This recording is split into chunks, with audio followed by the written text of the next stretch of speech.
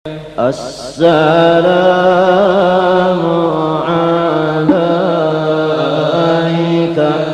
Zainab. Kalau Allah Ta'ala membersihkan hati seseorang dari sangka buruk, maka orang itu sebelum meninggal dunia sudah seakan-akan dia masuk di dalam surga yang penuh dengan ridhonya Allah. Oleh sebab itu, fadunna fil khalqi khairan ya akhi, maka bersungguh-sungguhlah engkau menyangka akan sangka yang baik akan semua makhluk Allah, wahai saudara. Falaqad ja'al wa'idu liqattatil wa dhannani, maka sesungguhnya telah datang janji-janji siksa dari Allah kepada orang-orang yang mengupat orang lain disebabkan karena buruk sangkanya. Jadi setiap orang yang mengupat orang lain pasti dalam hatinya ada sangka-sangka buruk. Nah, kalau yang di atas tadi orang yang baik sangkanya, menunjukkan hatinya dibersihkan Allah, dan dia merasakan sebelum masuk surga seakan-akan sudah masuk surga. Buktinya hatinya gembira terus-terusan. Nah, kalau orang yang buruk sangka kepada makhluk, dia mendapat siksa Allah. Tandanya buruk sangka yaitu lidahnya suka mengupat-ngupat orang, terutama orang yang disangkanya buruk, itulah yang dikupatnya. Jadi selama kita masih mengupat orang, berarti hati kita masih buruk sangka, berarti kita belum disucikan Allah hati, berarti kita masih belum dapat keridhaan Allah. Ghairuhu, ada lagi yang lain berkata, idama syi'ta an tahya sa'idan minal khairati mamlu'al yadaini fabunna bima'syaril islami khairan wa ish a'ma wa aflih dhata baini. Apabila engkau, hai saudaraku, mempunyai maksud bahwa senantiasa hidup merasa beruntung. Kalau orang merasa beruntung, hatinya gembira. Tapi kalau merasa hidup ini rugi, hatinya sedih. Kalau ingin bahwa hidup ini bahagia, mamlu al-yadaini minal khairat, penuh kedua tanganmu dengan segala macam keberkatan. Pertama, hidup beruntung. Dua, penuh dengan segala berkat. Apabila ingin yang demikian, maka sangkalah dengan semua orang Islam akan sangka yang baik. Wa isya'ma, dan hiduplah engkau di dunia ini tidak lagi melihat akan keaiban orang lain. Jadi seakan-akan hidup ini buta. Maksudnya buta itu tidak melihat keaiban orang lain. Wa aslih dhata baini, kalau ada terjadi di antara kawan-kawanmu perselisihan paham, maka kalau engkau ingin yang di atas tadi, hendaklah engkau akur antara dua saudara engkau yang berselisih paham tadi, sehingga tidak ada lagi perselisihan paham itu, jadi aman. Ghairuhu, ada lagi yang lain berkata, semua ini yang berkata ini adalah wali-waliullah. Idza ma syi'ta an tahya sa'idan habiban lil ghaniyyi walil faqiri fadunna bimahsyaril islami khairan wa ra'il waqta wa qun' bil yasiri. Apabila engkau menghendaki bahwa hidup engkau selama-lamanya beruntung, dicintai oleh orang-orang kaya dan dicintai oleh orang-orang fakir. Maka jalannya hanya pertama, hendaklah engkau menyangka sangka baik kepada semua umat Islam. Yang kedua, hendaklah engkau mengisi waktu-waktu engkau dengan ibadah. Yang ketiga, hendaklah engkau merasa cukup dengan dunia yang sedikit. Wa aqwalus salafi wal khalafi fi barhi husni dhanni wal haddi alaihi katsiratun. Bermula perkataan-perkataan ulama yang sebelum 400 tahun hijrah, demikian ulama yang sesudah 400 tahun hijrah, pada masalah memuji sifat baik sangka kepada seluruh orang Islam dan memaksa kepada umat Islam supaya baik-baik sangka sesama mereka. Maka perkataan ulama itu sangat banyak sekali. Tapi yang kita pentingkan bukan kata-kata yang banyak. Yang kita pentingkan itu memakainya, mengamalkannya. Kita sangat rugi kalau masih ada buruk sangka, masih melihat aib orang. Karena itu tanda Tuhan belum membersihkan hati kita. Dan tanda Tuhan belum ridho kepada kita. Berat itu anunya. Buruk sangka ini berat. Buktinya Tuhan belum membersihkan hati, dan buktinya belum lagi diridhoi Allah. Kalau orang sudah dibersihkan Allah hatinya dan diridhoinya, tidak ada lagi di hatinya. Wa fima dzakarna kifayatun liman hadahu Allah taala. Di dalam kitab yang kecil ini cukup, tapi khusus bagi orang yang sudah diberi Allah hidayah.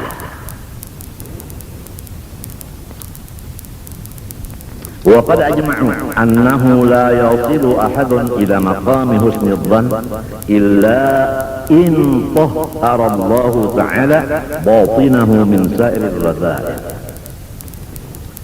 Ulama-ulama ijma' atau sepakat memutuskan bahwa tidak bisa mendapat seseorang makom baik sangka kepada semua orang Islam terkecuali sesudah Allah Ta'ala yang kuasa membersihkan hatinya dari semua sifat-sifat yang keji dan kotor.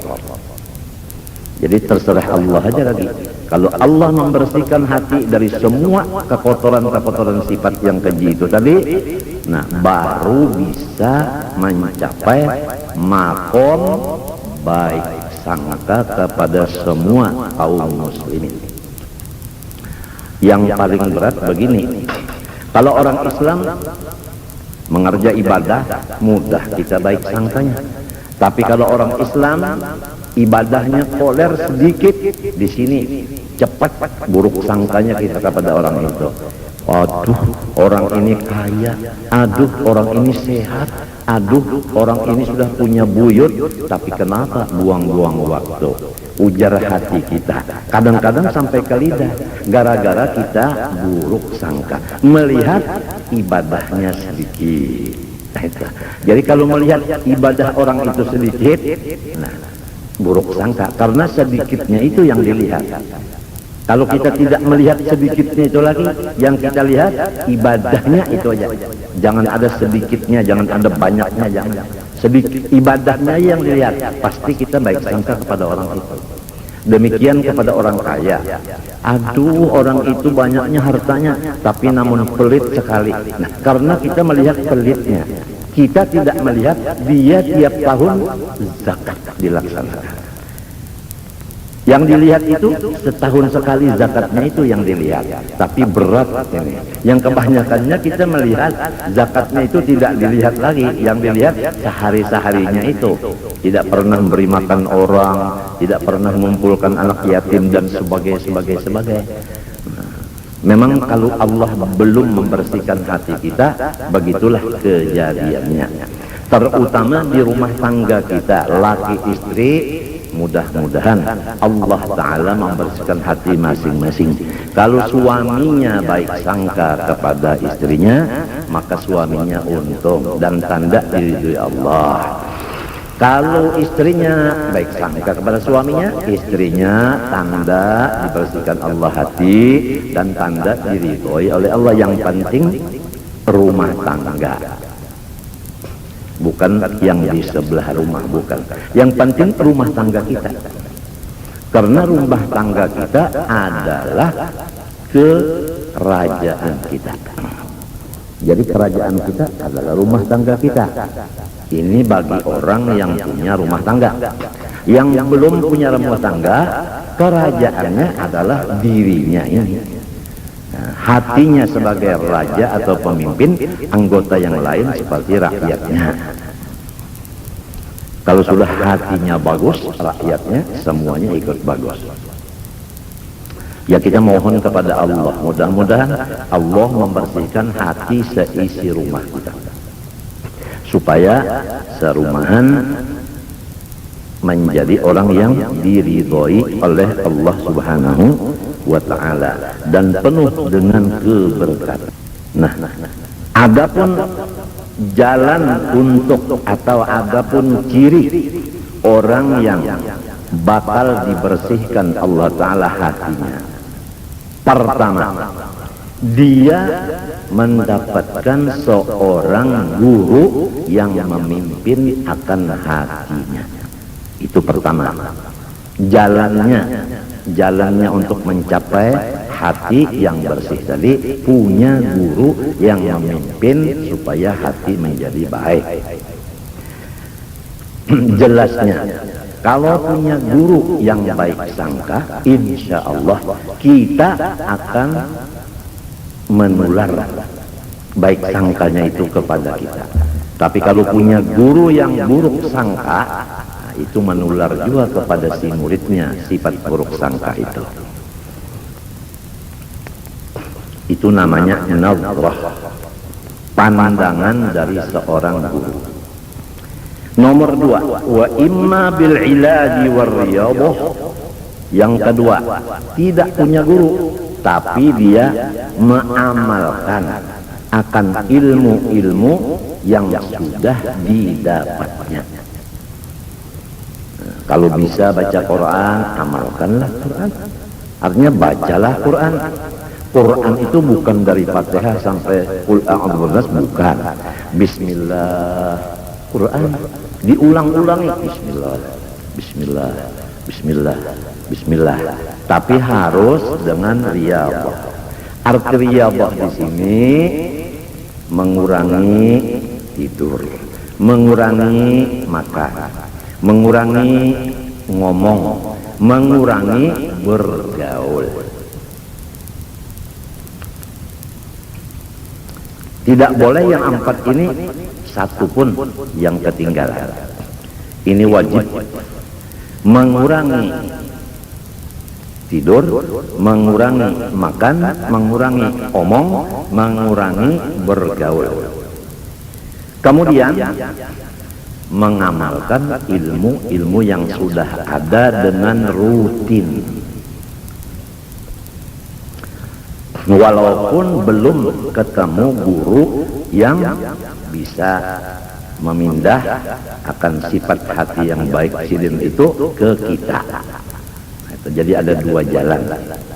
Adapun tandanya orang yang sudah selesai daripada perkara ini sehingga mendapat hasil, yaitu baik sangka, yaitu bihaitu yausiru la yaqturul fahsya'u ala balih, yaitu sekira-kira kada pernah sedetik lagi pun melihat aib orang lain. Tidak pernah ada kotor, tidak ada pernah geretek di hati melihat aibnya orang, apalagi mengeluarkan ke perkataan, ke lidah. Itu tandanya yang sudah berhasil.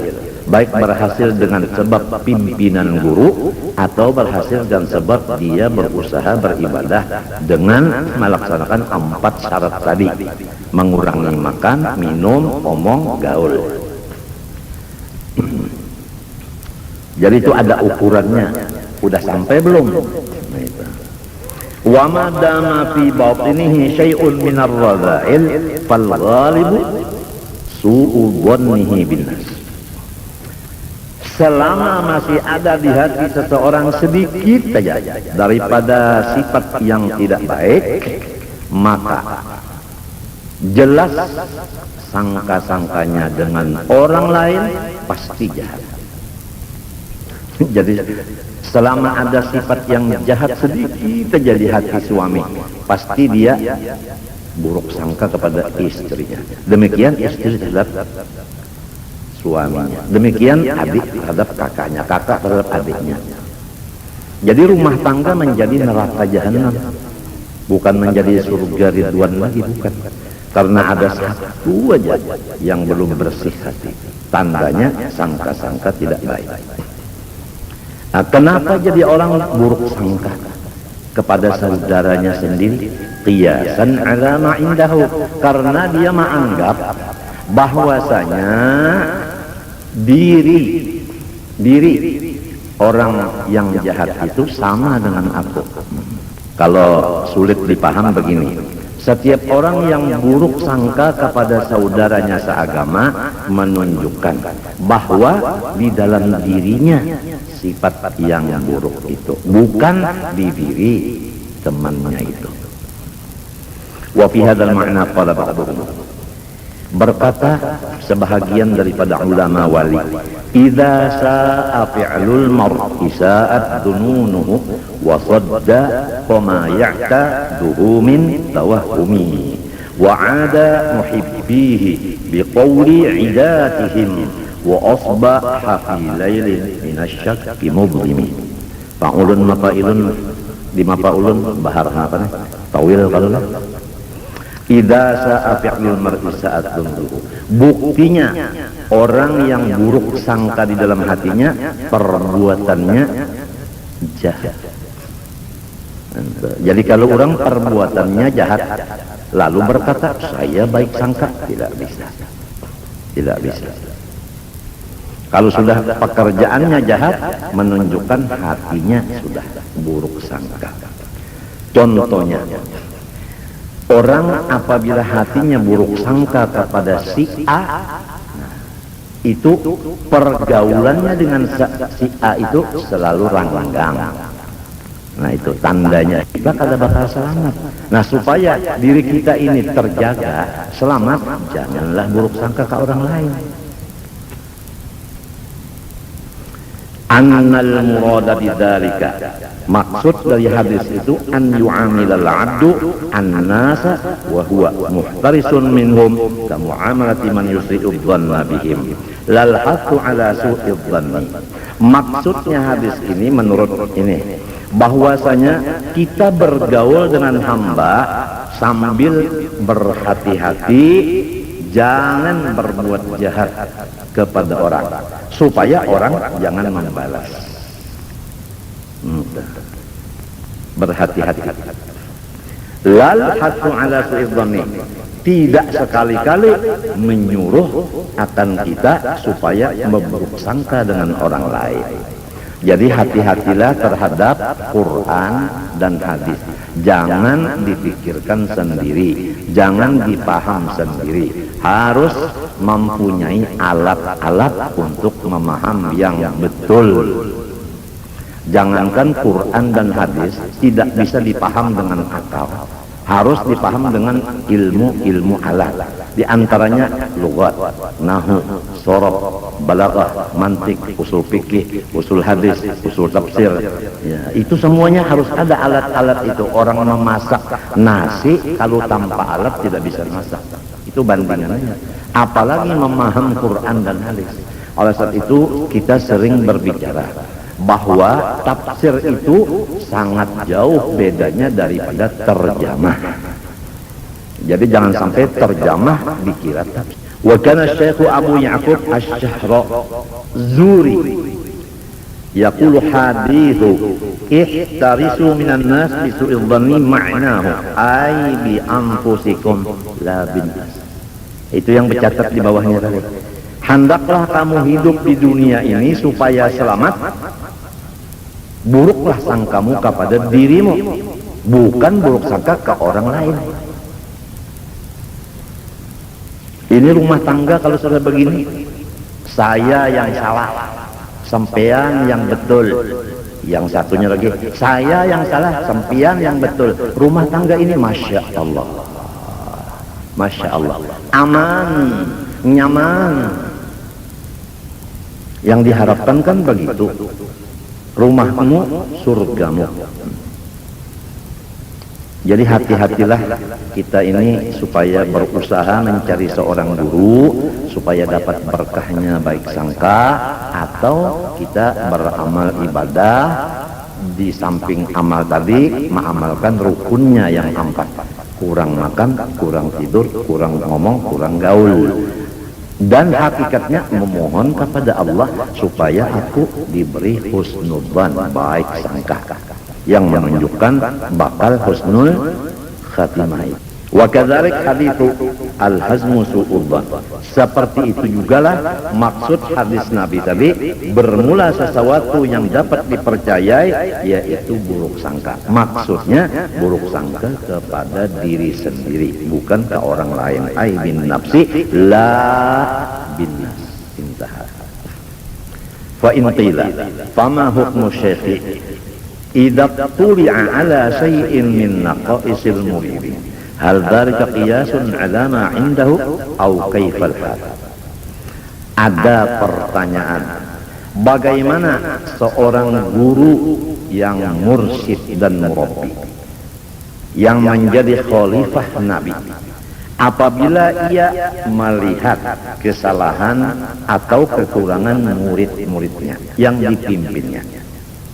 Apakah guru itu melihat kurangan muridnya itu termasuk yang di atas tadi, menunjukkan diri guru itu yang kotor?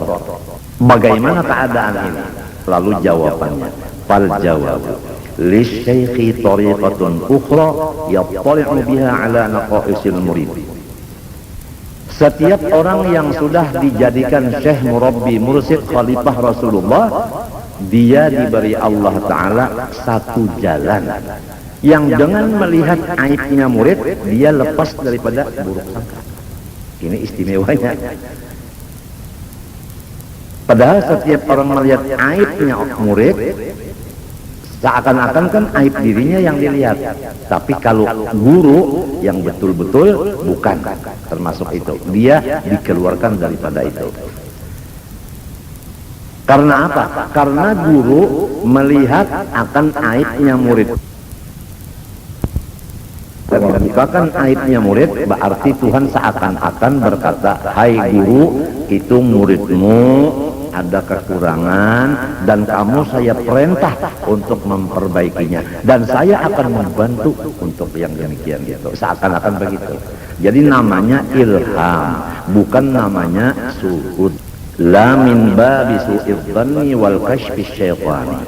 Tidak termasuk di dalam pembicaraan buruk sangka dan tidak termasuk di dalam kasyafan. Fafham, hendaklah engkau fahami kata-kata itu. Idzil masyayikhu laisa fi batinihim syai'un minar radha'il. Karena setiap orang yang diangkat oleh Allah Ta'ala menjadi guru, maka Allah sudah membersihkan hati mereka dari sedikit pun sifat yang kotor. Begitulah keadaan orang itu sudah. Jadi kalau sudah begitu, hatta yaqisu alaihi halakarihim, jadi beliau tidak bisa disamakan dengan orang yang lain. Kalau beliau melihat keburukan orang, yaitu muridnya tadi, itu menunjukkan ilham dari Allah, bukan menunjukkan asyab hantu dan bukan menunjukkan buruk sangka. ولما علم الله تعالى احتياج المريد إلى اطلاع المشايخ على ما في بطنه من الرذائل ليدلوا على ما يحمله من الرذيلة أعطاهم الإلهام الصحيح فهم أعرف من المريد بأحواله. Manakala Allah sudah mengetahui akan perlunya seorang murid supaya guru mengetahui kekurangan murid itu. Jadi tiap-tiap murid yang disebut murid, yaitu orang yang menghajatkan kepada gurunya supaya gurunya itu membuka kekurangan-kekurangan si murid itu. Jadi apabila guru nantinya berbicara masalah kekurangan dia tidak tersinggung, bahkan dia terima kasih. Itu yang dinamakan murid. Tapi kalau guru menyatakan aibnya orang secara umum, dia selalu terpukul atau tersinggung. Itu menunjukkan bahwa orang itu belum makom murid lagi. Maka guru lebih tahu daripada murid dengan hati-hatinya si murid itu. Kalau murid itu tahu di hatinya, guru diberi Allah ilham lebih lagi tahu banyak isi hati murid itu. Fa'ulima, maka kesimpulan annahu la yajuzu hamlu ahadin minal muslimin ala al-mahamil sayyi'ah ma dama al-amru qabilan lit-ta'wil. Haram, dosa besar kita buruk sangka kepada orang Islam selama masih kawat kita menjalankan baik sangka. Contohnya, kalau usah banyak, sedikit saja. Orang Islam mengerjakan satu kesalahan atau beberapa kesalahan, kita menyangka begini aja, itu orang bakal taubat nantinya,